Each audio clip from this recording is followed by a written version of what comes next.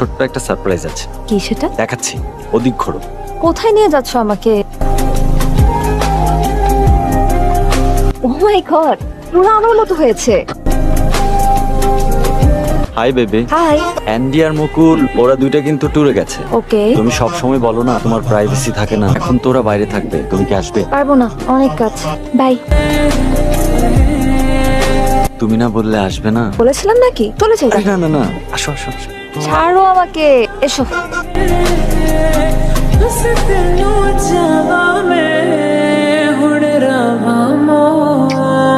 High. High.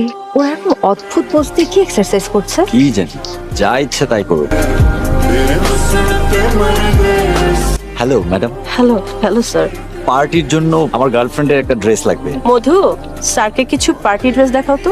Thank you madam.